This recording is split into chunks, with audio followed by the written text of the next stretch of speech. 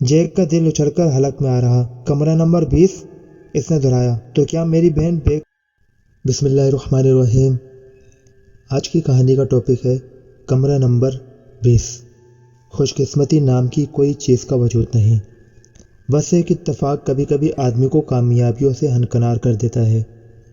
ممکن ہے آپ اس بات سے اتفاق نہ کریں، لیکن کم از کم جیک کا نظریہ یہی ہے کہ اس اتفاق سے اپنی توانائیوں اور صلاحیتوں کے مطابق فائدہ اٹھانا ہی خوش قسمتی ہے، ورنہ یہ لفظ بے معنی ہے۔ جیک ایک ٹیکسی ڈرائیور تھا۔ افلاس کی چکی میں پس سے عمر گزرتی جا رہی تھی، لیکن وہ مایوس نہ تھا۔ اسے صرف ایک موقع کی تلاش تھی، ایک ایسا موقع جس سے استفادہ کر کے وہ غربت کے منحوس سائے سے نکل جاتا۔ اس انتظار میں شب و روز گزرتے رہے۔ ٹیکسی کے پہیے متحرک رہے، لیکن وہ اتفاق نہ جانے کہاں جا سویا تھا۔ اس کے باوجود وہ ہر روز یہی امید لے کے گھر سے نکلتا کہ ایک نہ ایک دن وہ اتفاق ضرور پیش آئے گا، اور ممکن ہے آج کا دن وہی دن ثابت ہو۔ ارنالڈ ایک امیر آدمی تھا، لیکن جیک کی ٹیکسی اسے مسلسل ایک ہفتے سے ایک مخصوص وقت پر ایک مخصوص جگہ لے جاتی تھی۔ جیک چونک پڑا، کہیں یہ وہی اتفاق تو نہیں جس کا مجھے ایک عرصے سے انتظار تھا۔ یقیناً کوئی بات ضرور تھی، ورنہ اس کا دل اتنی شدت سے نہ دھڑکتا۔ پیراڈائز پلاسٹ انڈسٹریز کے دفتر سے ارنالڈ ایک دوپہر باہر نکلا اور پیدل ہی ایک جانب چل دیا۔ اس وقت جیک کی خالی ٹیکسی کچھ فاصلے پر کسی سواری کے انتظار میں کھڑی تھی۔ ارنالڈ کو اپنی ٹیکسی کی جانب آتا دیکھ کر جیک چونک پڑا، لیکن اگلے ہی لمحے وہ باہر نکلا اور اس کے لیے دروازہ کھول دیا۔ وہ پچھلی نشست پر بیٹھ گیا۔ کراکو ہاؤس، اس نے جیک کو پتہ بتایا۔ جیک نے گاڑی آگے بڑھا دی۔ ٹریفک کے ہجوم سے نکل کر جب وہ ایک میدانی سڑک پر پہنچا تو اس نے پچھلے سائڈ پر دیکھا۔ ارنالڈ اطمینان سے بیٹھا سگار پی رہا تھا۔ جیک ارنالڈ کو اچھی طرح جانتا تھا۔ اس کی بہن اگرچہ اس سے الگ رہتی تھی، لیکن وہ جانتا تھا کہ پیگ اسی دفتر میں کام کرتی ہے جس کا مالک ارنالڈ تھا۔ ارنالڈ کے پاس ایک خوبصورت شیورلیٹ گاڑی موجود تھی، جس میں وہ روز صبح دفتر آتا اور پھر اسی میں واپس گھر جاتا تھا۔ نواحی علاقے میں اس کی ایک شاندار کوٹھی تھی، جس میں وہ اپنے بچوں اور حسین بیوی کے ساتھ رہتا تھا۔ آخر یہ دوپہر کے وقت کراکو ہاؤس کیوں جاتا ہے، اور اس مقصد کے لیے ٹیکسی استعمال کرنے میں کیا مصلحت ہے؟ یہ خیال جیک کے ذہن میں 7ویں دن آیا تھا۔ ان 7 دنوں میں ارنالڈ بڑی باقاعدگی کے ساتھ دوپہر کے وقت دفتر سے نکلتا، پیدل وہاں تک پہنچتا جہاں اتفاق سے جیک کی خالی ٹیکسی موجود ہوتی، اور پھر وہ اسے کراکو ہاؤس جانے کا کہہ کر اگبی نشست میں گھس جاتا تھا۔ جیک سوچتا رہا، الجھتا رہا، لیکن الجھن بڑھتی ہی رہی، اور پھر رفتہ رفتہ جیک یہ محسوس کرنے لگا کہ ارنالڈ اس سے خاصا بے تکلف ہو گیا ہے، اور اس کے درمیان دوستی کی غیر مرئی لہریں دوڑنے لگی تھی۔ بھلے وہ خاصے بے تکلف ہو گئے تھے، لیکن کراکو ہاؤس کی اس عمارت میں دوپہر کے وقت اپنی باقاعدگی سے حاضری دینے کا مقصد جیک کو معلوم نہ ہو سکا، اور نہ ہی ارنالڈ نے کبھی اس موضوع پر گفتگو کی تھی۔ اس پراسرار معاملے پر غور کرتے کرتے جیک اب اس نتیجے پر پہنچ چکا تھا کہ وہ سب کی نگاہوں سے بچ کر اس عمارت میں مقیم کسی لڑکی سے ملنے چاہتا ہے۔ اس عمارت میں ارنالڈ 2 گھنٹے گزارتا تھا۔ پہلے تو جیک اسے چھوڑ کر آگے نکل جاتا تھا، لیکن اب جبکہ ان کے درمیان دوستی کا جذبہ بیدار ہو گیا تھا، وہ عمارت کے نیچے 2 گھنٹے بیٹھ کر اونگ لیتا تھا۔ 2 گھنٹے بعد ارنالڈ کی واپسی ہوتی، وہ اسے جگاتا، اور پھر اب اسے خاصی آمدنی ہونے لگی تھی۔ ارنالڈ دینے کے معاملے میں بہت فراخ دل تھا، اور جیک یہ سوچنے پر مجبور ہو گیا کہ کہیں ارنالڈ پہلی ہی ملاقات میں وہ اتفاق تو نہیں تھا جس کی اسے تلاش تھی، جس کے بعد کم از کم ٹیکسی ڈرائیونگ جیسے دھندے سے جان چھوٹ جاتی اور وہ خود ایک امیر آدمی بن جاتا، اتنا امیر کہ کسی ٹیکسی کی اگبی نشست پر بیٹھ کر شکار کے گہرے کش لگاتا اور کسی حسین لڑکی کے ساتھ سفر کر سکتا۔ جیک صبح گھر سے نکلتے وقت یہ تہیہ کر چکا تھا کہ ارنالڈ سے کراکو ہاؤس جانے کی وجہ ضرور دریافت کرے گا۔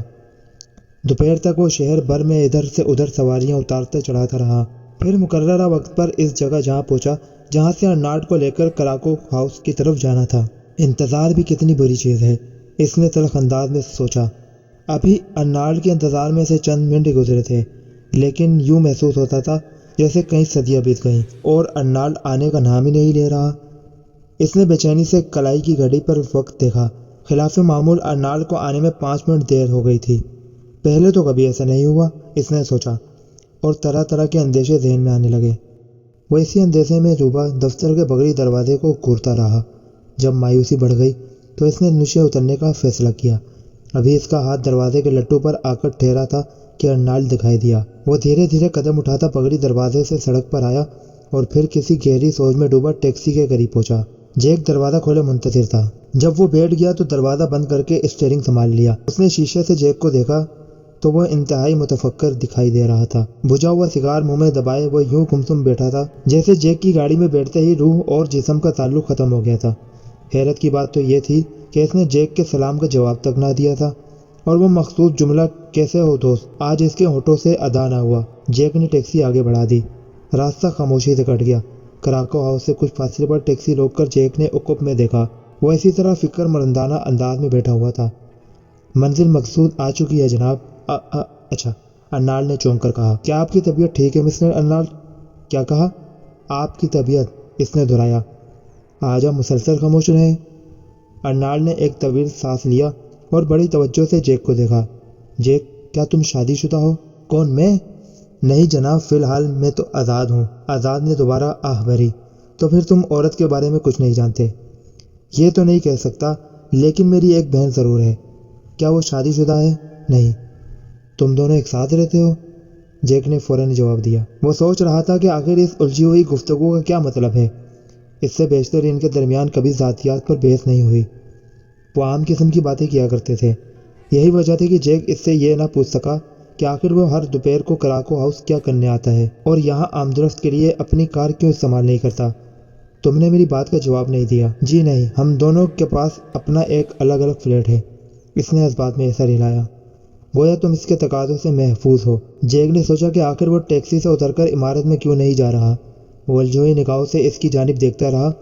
کچھ دیر بعد ارنالڈ کے لب متحرک ہوئے اور فکر میں ڈوبی ہوئی آواز سنائی دی۔ عورت بڑی ہی تکلیف دہ جنس ہے، بڑی ہی تکلیف دہ۔ یہ مرد کو کبھی نہیں سمجھ سکتی۔ جیک کو ان باتوں کا مقصد تو نہیں معلوم تھا، لہٰذا وہ کندھے جھٹک کر صرف یہی کہہ سکا، میرا خیال ہے آپ ٹھیک کہتے ہیں۔ یہ حقیقت ہے جیک، میکس ٹائن ہی کی مثال سامنے رکھو۔ اوہ، تم اسے نہیں جانتے؟ بہرحال وہ میری لیڈی سیکریٹری ہے۔ میں نے اس کی ہر خوشی پوری کی۔ وہ بھی اس معاملے میں پیچھے نہیں رہی، لیکن اب وہ میری آخری خواہش پوری نہیں کر رہی، حالانکہ میں اسے زیورات، فرم اور کپڑے دلانے میں بہت زیادہ خرچ کر چکا ہوں۔ وہ بہت خوبصورت لڑکی ہے، لیکن یہ نہیں سمجھ سکتی کہ میں اب کیا محسوس کر رہا ہوں۔ آپ کا کیا مطلب ہے؟ آپ کی نگاہوں میں وہ کشش ختم ہو گئی ہے کیا؟ تقریباً یہی بات ہے۔ اور آپ اس سے تعلق ختم کرنا چاہتے ہیں؟ یقیناً، ارنالڈ نے کہا۔ دراصل میں اب اس سے بیزار ہو چکا ہوں۔ کسی لڑکی سے نباہ کرنے کے لیے 3 ماہ بہت کافی ہوتے ہیں۔ میرے فلم میں ایک اور لڑکی ہے، اب میں اسے اپنی سیکریٹری دیکھنا چاہتا ہوں، لیکن میکس ٹائن نے وہ جگہ خالی کرنے سے انکار کر دیا ہے۔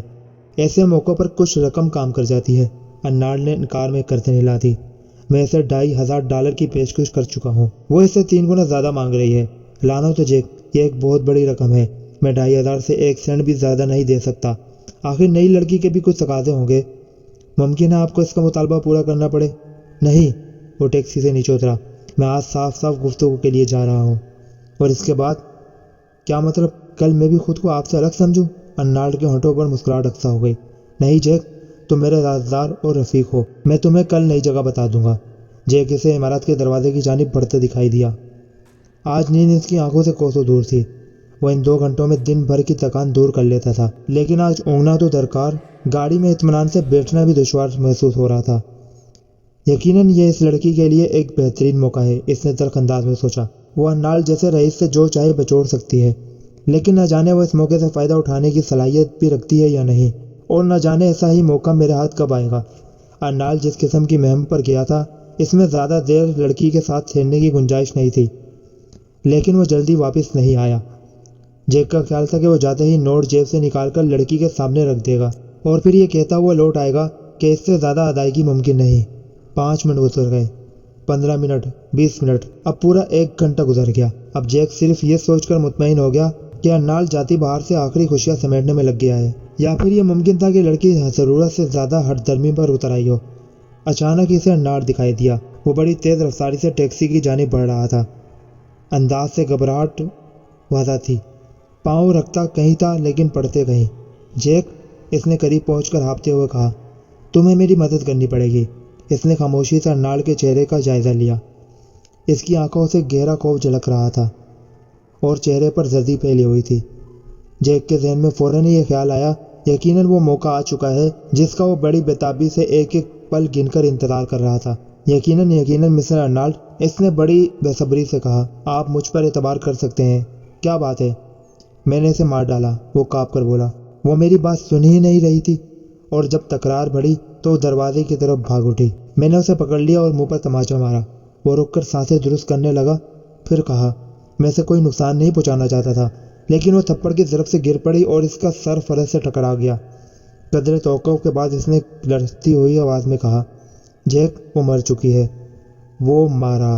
جیک کا دل خوشی سے اچھل پڑا۔ تو وہ مر چکی ہے؟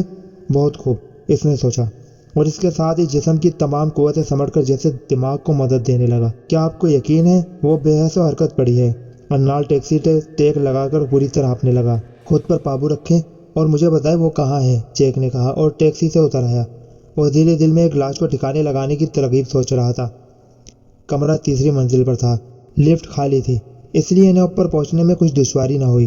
ارنالڈ نے جیب سے فلیٹ کی چابی نکالی۔ قفل کھولتے وقت ہاتھ اس قدر کانپنے لگے کہ وہ سوراخ میں چابی نہ ڈال سکا۔ جیک نے چابی لی اور دروازہ کھول دیا۔ ارنالڈ نے کمرے میں داخل ہونے سے انکار کر دیا، اور پھر جیسے ہی جیک اندر داخل ہوا، وہ بے قراری کے عالم میں دروازے کے سامنے ہی ٹہلنے لگا۔ جیک نے 2 کمرے کے اس فلیٹ میں داخل ہو کر دوسرے کمرے کے دروازے سے لاش کی طرف دیکھا اور اس بات میں سر ہلانے لگا۔ وہ سنہرے بالوں والی ایک خوبصورت لڑکی تھی۔ اس کا پورا جسم بے ترتیبی کی حالت میں فرش پر بے حس حرکت پڑا تھا۔ جیک آہستہ آہستہ قدم اٹھاتا ہوا لاش کے قریب پہنچا اور بغور جائزہ لینے لگا۔ دائیں گال پر ایک خراش صاف دکھائی دے رہی تھی۔ کھوپڑی کے عقبی حصے کے نیچے فرش پر خون کا ایک دھبا تھا۔ جیک نے لڑکی کا بازو تھام لیا۔ کچھ دیر نفس ٹٹولنے کے بعد وہ اس کے سینے سے کان لگا کر دل کی دھڑکنیں سننے کی کوشش کرتا رہا، پھر دروازے کی طرف دیکھا اور اٹھ کر باہر بھاگ گیا۔ کیا وہ واقعی؟ ارنالڈ ہکلایا۔ جیک نے ہسپات میں سر ہلا کر دروازہ متفقل کیا اور ارنالڈ کو نیچے چلنے کا اشارہ کر کے لفٹ کی طرف بڑھ گیا۔ ٹیکسی لے کر یہاں سے چلیے، جیک نے نیچے پہنچ کر کہا۔ ٹیکسی اسی جگہ چھوڑ دے جہاں سے میں آپ کو لے کے آتا ہوں۔ میری بہن کا گھر یہاں سے زیادہ دور نہیں، میں اس کی گاڑی استعمال کروں گا۔ لیکن کیا یہ خطرناک کام ہے؟ کیا یہ $2500 خطرے کا احساس کم کرنے کے لیے کافی ہے؟ ارنالڈ نے جیب سے وہ لفافہ نکال کر اس کے ہاتھ میں تھما دیا جس سے وہ لڑکی کے لیے لایا تھا۔ میرا خیال ہے پہلی قسط کے طور پر کافی ہیں۔ لاش ٹھکانے لگا دو، میں تمہیں مزید انعام دوں گا، ارنالڈ نے کہا، اور ٹیکسی اسٹارٹ کر کے تیز رفتاری سے واپس چل دیا۔ جیک نے جیب میں رکھے ہوئے لفافے کو تھپتھپایا اور مسکرانے لگا۔ یہ اس اتفاق کی ابتدا تھی جو بڑے انتظار کے بعد پیش آیا تھا۔ اب اسے صرف تھوڑی سی ہمت کرنی تھی۔ اپنی تمام تر توانائیوں اور صلاحیتوں کے ساتھ وہ ایک مرتبہ پھر عمارت کی طرف بڑھ گیا، کیونکہ ابھی اسے بہت کام کرنا تھا۔ فلیٹ میں پہنچ کر اس نے دروازہ اندر سے بند کیا اور پھر فرش پر پڑی ساکت لڑکی کے بالوں کو مٹھی میں جکڑ کر اس کا سر زور سے فرش کے ساتھ ٹکرانے لگا۔ وہ اس وقت عمل میں مصروف رہا جب تک اسے یقین نہ ہو گیا کہ چند دھڑکنیں بھی ختم ہو گئی ہیں جنہیں اس نے لڑکی کے سینے سے کان لگا کر چند منٹ پہلے سنا تھا۔ ارنالڈ کے چہرے پر پریشانی کا ہلکا سا تاثر بھی نہیں تھا۔ جیک نے مسکرا کر اپنی جیب ٹٹولی جس میں انعام کی دوسری قسط موجود تھی۔ اب وہ ایک نئے راستے پر جا رہا تھا، ایک نئی لڑکی کی جانب۔ اس نے مطلوبہ عمارت کے نیچے ٹیکسی روکی اور پلٹ کر ارنالڈ کی طرف دیکھا۔ کیا یہی عمارت ہے جہاں روزانہ آپ کو لانا پڑے گا؟ ہاں، کم از کم 2 ماہ تک یہ لڑکی اس سے زیادہ عرصہ نہیں چل سکتی۔ جیک نے اس بات میں سر ہلایا کہ اس کے لیے 2 ماہ ہی بہت کافی ہوں گے۔ اس دوران وہ اپنی توانائیوں اور صلاحیتوں کے بلبوتے پر خاصی لمبی رقم حاصل کر سکتا تھا۔ میرا خیال ہے اس لڑکی کا کمرہ نمبر بھی بتا دیں، احتیاطاً، وہ زیر لب مسکرایا۔ کمرہ نمبر 20، ارنالڈ نے کہا اور ٹیکسی سے اتر کر عمارت کی طرف چل پڑا۔ جیک کا دل اچھل کر حلق میں آ رہا۔ کمرہ نمبر 20، اس نے دہرایا۔ تو کیا میری بہن بیگ کو لیڈی ٹائپسٹ سے ترقی دے کر سیکرٹری بنا لیا گیا ہے؟ تو کیسی لگی آپ کو یہ کہانی؟ کامنٹس میں ضرور بتائیے گا۔ کسی اور ویڈیو میں آپ کے ساتھ ملاقات ہوگی۔